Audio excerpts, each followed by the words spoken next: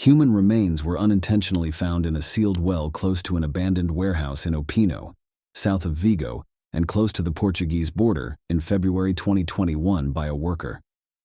The remains had undergone a process known as decomposition and had become severely. The unidentified man's identity remained a mystery, despite investigators being able to establish that he had suffered a fatal blow to the head and other severe impacts to his body.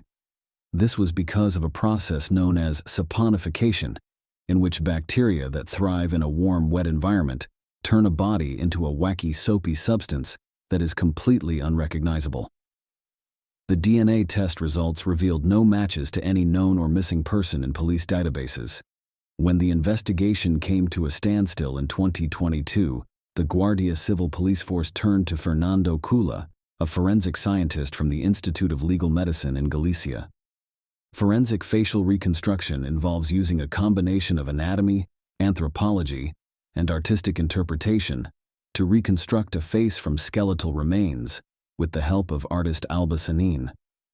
Dr. Kula produced 6 distinct images of the man's face, each with a slight variation in the man's facial hair color and amount. The photo is fashionable. Developed perceptions. A few weeks later, a Portuguese woman came forward and said she recognized her brother, even though she hadn't seen him in over 3 years. After the woman's account was verified by DNA testing, the man who had been missing for 20 years was found to be Carlos Alberto Vieira de Ouro, a Portuguese native who had been operating a used car company in Vigo for 20 years. The 37-year-old Carlos's disappearance was traced back to October 13, 2018, by Guardia Civil investigators who followed his movements until his death. 5 suspects have been identified by the investigators, all of whom are thought to have varying degrees of involvement in a slaying that may be connected to scams Carlos committed when dealing with used cars. The investigating judge in Opino has remanded 2 of the accused men in custody and released on bail the 3rd man, who was allegedly involved. Dr. Kula has gained recognition for his ability to identify bodies and advanced stages of decomposition.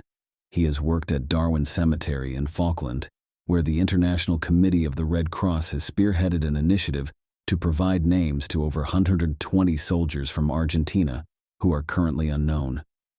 Additionally, he helped identify the victims of the 2004 Madrid Train B bombing.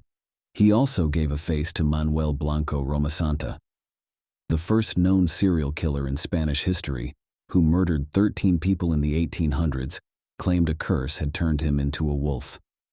There has been no public update regarding the men who are suspected of killing Carlos Alberto Vieira de Ouro. Lake Worth is a coastal city located in Palm Beach County, Florida, and it boasts a population of approximately 38,000 residents. The city is well known for its vibrant downtown area, which is home to a variety of shops, restaurants, and art galleries. Additionally, Lake Worth features numerous parks and recreational spaces, making it an appealing destination for both residents and visitors alike. The city has a rich history, characterized by its Mediterranean revival architecture, but it's also the site of a tragic event, the brutal murder of a woman in 1985. To fully understand the backdrop of this crime, we need to rewind the clock to February 28, 1907, in Wilma, Arkansas. This was the day that marked the birth of a precious child named Mildred Warren. Mildred's arrival brought immense joy and hope to her family. She was the second of Jesse Warren and Margaret Warren's 6 children. From a young age, Mildred exhibited a heart full of love and a curious mind that thirsted for adventure. However, fate had different plans in store for her family. In 1915, tragedy struck when Mildred was just 8 years old. Her father, Jesse Warren, suffered a fatal heart attack at the tender age of 37, leaving behind a grieving wife and 6 young children. Margaret, Mildred's mother, stood tall and resolute, determined to raise her children single-handedly. As the years passed, Mildred grew into a strong and independent woman with a heart of gold. Her innate desire to help others led her to pursue a career in psychiatric nursing in 1931, dedicating over 4 decades of her life to serving those in need. Along her life's journey, fate smiled upon her once more in 1940. At the age of 40, she met and fell in love with Harmon Matheny, a professor. Their bond was beautiful, and they exchanged vows in 1942. 3 years later, they were blessed with a son, Gary Matheny, in 1945. Gary eventually got married and had 2 children of his own, bringing immense joy and love into Mildred's life as she embraced the role of a doting grandmother. However, life had more challenges in store for Mildred. Tragedy struck again when her beloved husband passed away in 1958, leaving her widowed at the age of 51. Despite the heartbreak, Mildred refused to be defeated by grief and found a new purpose in life by caring for her beloved brother, whose mental health began to deteriorate.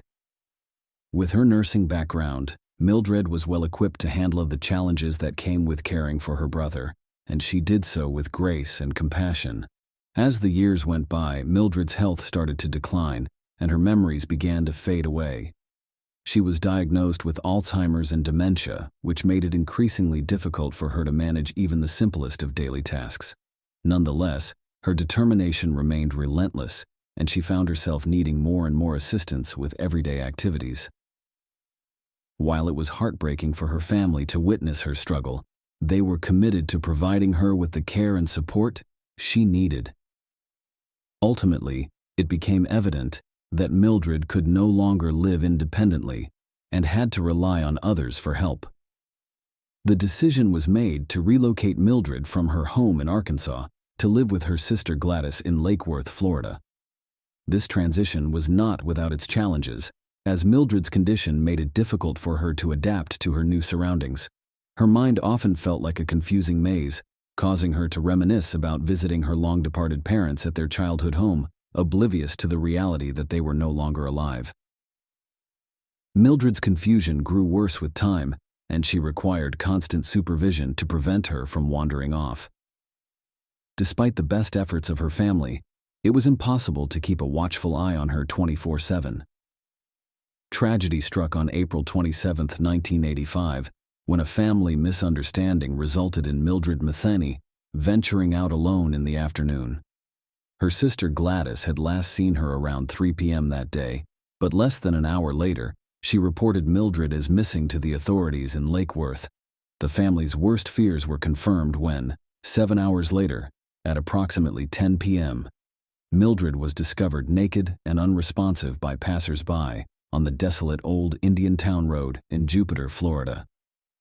The passerby immediately alerted the authorities, leading to the arrival of investigators from the Lake Worth, Florida Police Department at the scene.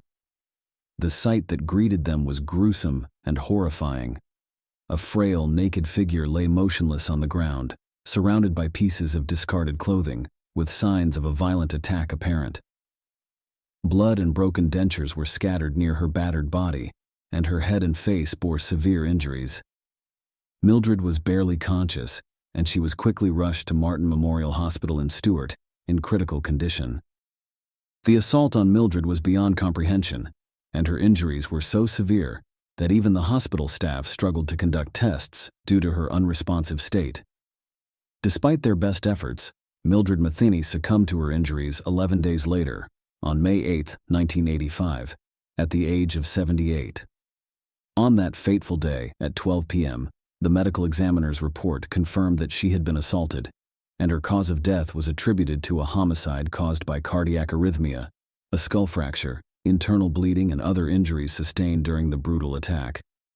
While examining her body, examiners managed to obtain a genetic profile from swabs collected from her, revealing a mix of Mildred's and her assailant's DNA. However, the technology required for analyzing such DNA samples was not available at the time, so the genetic material was preserved, awaiting future advancements that could bring closure to the case. The case of Mildred Matheny's brutal murder quickly gained widespread attention.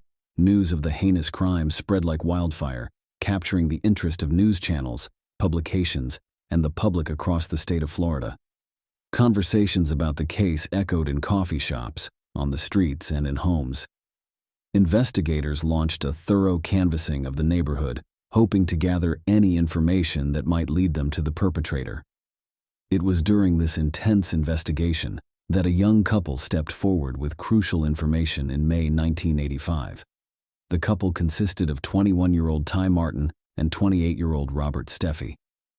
They bravely recounted their encounter with Mildred at a busy intersection near a Burger King restaurant. Despite her frail appearance, Mildred stood out in her pink trousers and vibrant orange blouse.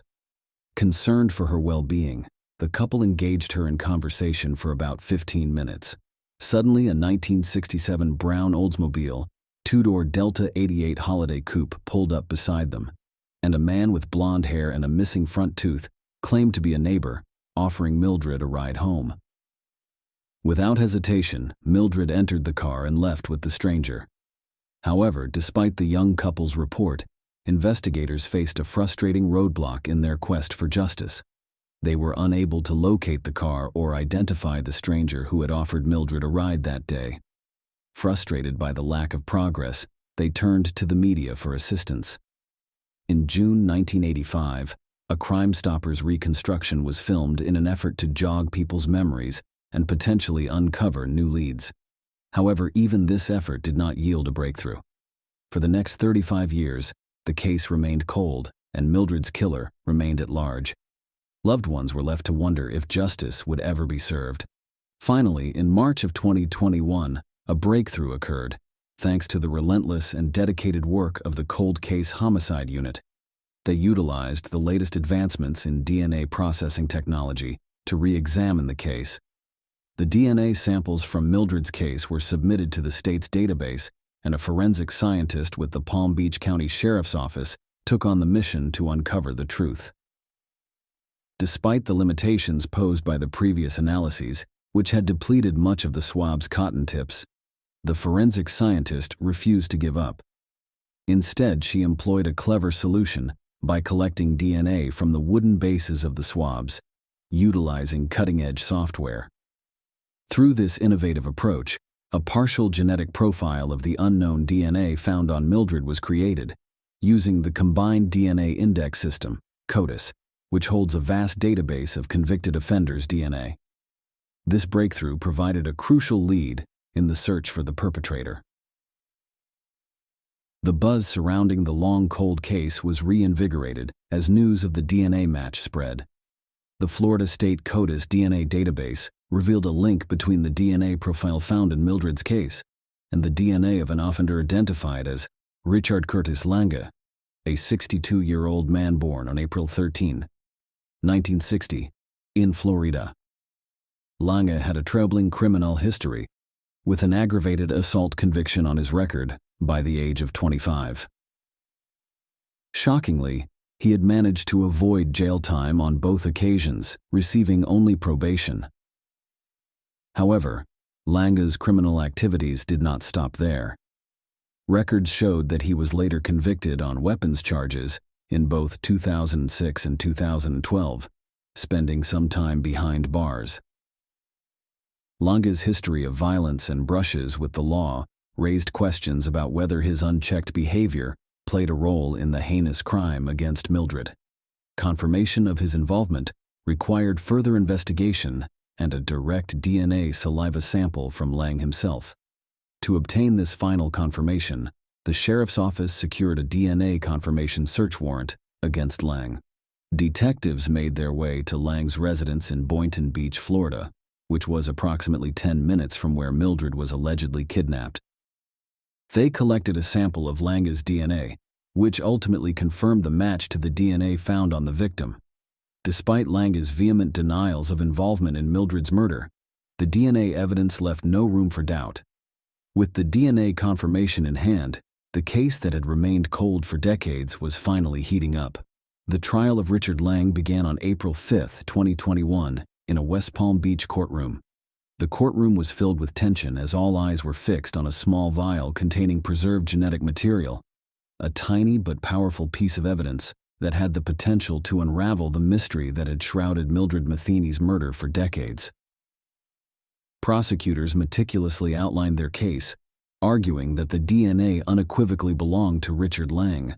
The defense attorney, on the other hand, remained stoic, his focus on the judge as the evidence mounted against his client. The scientific evidence presented by the forensic scientist and her team of experts was indisputable.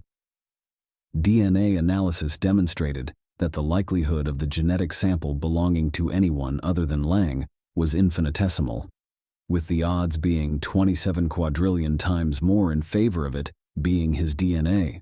Lange's defense attorney countered by claiming that such statistical evidence was misleading and insisted on his client's innocence. He suggested that the same likelihood could apply to Lange's close relatives, such as his father or brother. But without their DNA profiles in the CODIS database, this remained a mere possibility. To address this contention, Tiffany Roy, an experienced forensic analyst, suggested that Lange's defense attorney obtain DNA samples from Lange's close male relatives to demonstrate their genetic similarity and determine if they could be excluded as potential contributors to the DNA found on the sexual assault kit. Following Roy's advice, the defense attorney reached out to one of Lange's brothers, who consented to provide a DNA sample. The results confirmed what was expected: a 100% match with Lange's DNA. As the trial continued, the prosecution vehemently challenged the defense's theory, asserting that it was baseless speculation. They emphasized that there was no concrete evidence to support the defense's claim that Lange's relatives could have been in Florida in 1985.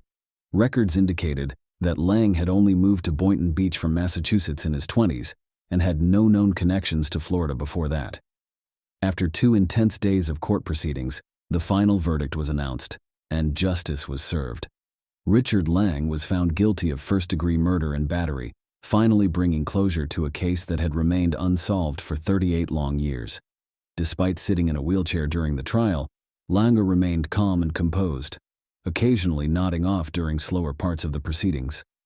His silence spoke volumes as bailiffs escorted him out of the courtroom on May 27, 2021, under the watchful eye of Circuit Judge Dahlia Weiss, who booked Lang into the Palm Beach County Jail without bail. Gary Matheny, now 88 years old, fondly remembers a woman who was not just his mother, but also his friend and confidant. He speaks of her with great admiration and respect, describing her as a woman of many talents, articulate, creative, and talented. He cherishes memories of her sewing 8th-grade shirts out of hog feed sacks, which, despite their humble origins, were just as good, if not better, than store-bought shirts. After decades, the book on his mother's case is finally closed, and Gary can find some solace knowing that justice has been served. Although justice cannot bring his mother back, he can at least find peace in the knowledge that her attacker has been held accountable for his heinous crime. The determination of investigators and advancements in DNA technology ultimately led to the resolution of this cold case, providing closure not only to Gary Matheny and his family, but also to the community of Lake Worth, Florida, and beyond. Mildred Matheny's memory lives on, and her story serves as a testament to the tireless pursuit of justice and the enduring resilience of the human spirit.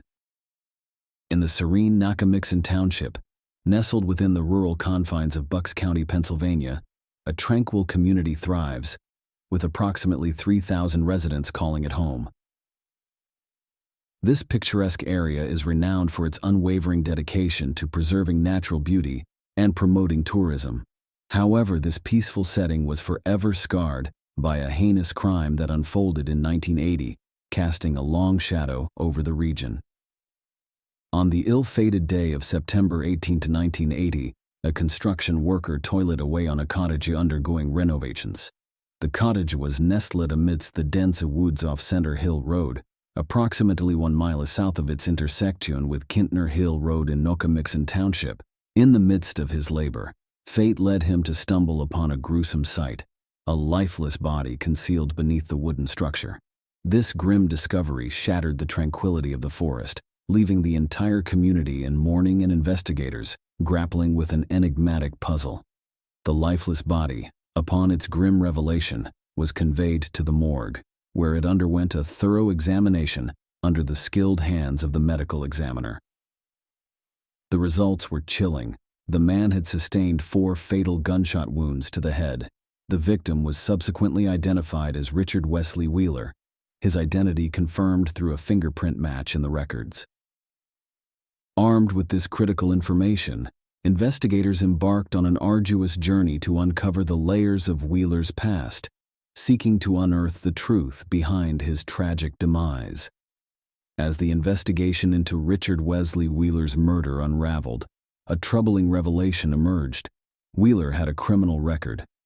Having been released from prison just a year earlier in 1979, it appeared that he wasted no time reacquainting himself with trouble. He was soon linked to a perilous venture, an illicit methamphetamine lab jointly operated with two other men, Peter Eric Marshall and Leslie Schmidt. This lab was clandestinely housed in a camper parked near Lake Nakamixon, a risky endeavor fueled by determination. However, the enterprise took a sinister turn when Wheeler mysteriously vanished, and shortly thereafter, his lifeless body was discovered. Detectives understood that to solve this perplexing case, they needed to delve deeper into the workings of this illicit operation. It became evident that Wheeler was the mastermind, residing on the same property and closely overseeing the activities. The operation was further guarded by the formidable and loyal bodyguard, Peter Eric Marshall, while imprisoned financier Leslie Schmidt, though detained, kept a watchful eye on proceedings. Fate intervened when Richard Wheeler, a former convict, found himself incarcerated once more for a previous crime, theft of boats, which earned him the nickname the Captain. Schmidt, on the other hand, was serving a sentence in a different facility, but had entrusted Wheeler with a substantial sum of money for management. Their unlikely companionship flourished, leading them down a dark and perilous path. Upon delving further into Marshall's background, it was revealed that he had been imprisoned for stealing a 41-foot sailboat. Despite being ordered to leave the islands and deported back to Germany, Marshall's love for the sea remained unquenchable. He found work as a crewman on a private yacht, relishing the freedom and adventure of the ocean once more. However, in February 1977, while the yacht's owners were ashore enjoying an evening out, Marshall used his nautical skills to abscond with the 41-foot sailboat, along with a substantial amount of cash totaling $10,000. Marshall's audacious exploits continued when, just a month later, in March 1977, he targeted an even larger prize, a 43-foot sailboat docked in a harbor in St. Thomas, U.S. Virgin Islands. Marshall's insatiable thirst for adventure and penchant for eluding authorities were evident. Nevertheless, his criminal journey eventually led him to a federal prison in Danbury, Connecticut, in May 1977, where he crossed paths with two notorious individuals, Wheeler and Schmidt. Bonding over their shared criminal histories, the trio hatched a plan to enter the illegal drug trade upon their release from prison. Wheeler was the first to regain his freedom in November 1979, marking a pivotal moment in their operation. Later that same year, Schmidt was granted a 30-day furlough from prison, a decision that would significantly impact the methamphetamine operation. Seizing this opportunity, Schmidt orchestrated a critical connection for Wheeler, leading to the lease of a property in the tranquil township of Nakamixon. The collaboration reached its apex when Schmidt generously provided Wheeler with a substantial sum of $250,000 intended to support Schmidt's family, while he completed the remainder of his sentence. Wheeler understood the weight of this responsibility and the need to use the funds wisely. In July 1980, Peter Eric Marshall was released from prison, but his newfound freedom was short-lived. U.S. immigration officials from JFK Airport in New York City were escorting him to his homeland of Germany, a place he had not called home since his youth. Marshall knew that he had to act swiftly to avoid an undesirable fate. As he boarded the plane, he covertly scanned for an opportunity to escape, and then, as if Providence had intervened, the pilot announced a flight cancellation due to mechanical issues. Amidst the ensuing chaos, Marshall seized his chance and vanished into the bustling crowds of the airport. In 1983, armed with a wealth of information and a growing resolve, investigators embarked on a renewed quest to unravel the unsolved murder case. Witnesses were interviewed, and through their testimonies the fragments of the puzzle began to coalesce. It was revealed that the triggerman, of German descent, had been hired by none other than Leslie Schmidt himself. The the shooter's identity traced back to his time in Danbury Federal Prison. As the intricate web of connections and relationships slowly unraveled, it became evident that a tapestry of deceit and greed had precipitated Wheeler's tragic demise. The investigation posed formidable challenges, but through unrelenting determination, Bucks County Detective David Hanks eventually untangled the mystery. In 2023, Peter Eric Marshall reappeared in Upper Bucks County, but his return was far from harmonious. Tensions simmered between Wheeler, Schmidt, and the two businessmen, hurtling them toward a violent collision. Schmidt had grown suspicious of Wheeler, convinced that he was swindling him out of his share of the methamphetamine profits. In a fit of rage, Schmidt ordered Marshall to eliminate Wheeler, whom he believed had betrayed him. Marshall, who had been fiercely loyal to Wheeler for years, found himself in a precarious situation. Ultimately, he reluctantly followed Schmidt's orders, fatally shooting Wheeler, and then hastily fled across state lines into New Jersey. The investigation laid bare a dark facet of human nature, where the insatiable craving for wealth and power could culminate in unimaginable acts of violence. The once enigmatic cold case, which had long cast a shadow of uncertainty, finally found resolution. The meticulous investigative work pieced together the missing elements, constructing a timeline of events that ultimately led to closure. The relentless pursuit of Marshall, who had vanished after the murder, resembled a relentless hunt for a phantom. However, investigators refused to yield, scouring every shred of evidence and pursuing every lead. In March 2023, a breakthrough emerged, a critical piece of information from Marshall's criminal history that would finally lead them to their elusive target. It was akin to finding a needle in a haystack when investigators unearthed that Marshall had been arrested in 1982 on drug conspiracy charges in New York. During that arrest, he had identified himself as Charles McLaren. Leveraging modern technology, investigators matched the fingerprints from McLaren's arrest to those taken in 1977. This discovery exposed how Marshall had managed to obscure his true identity, assuming a new persona as Charles McLaren. Under this new identity, Marshall crafted an entirely different life, complete with a wife, children, and even a thriving limousine service in the bustling metropolis. For over 2 decades, he remained hidden, with his criminal past a distant memory.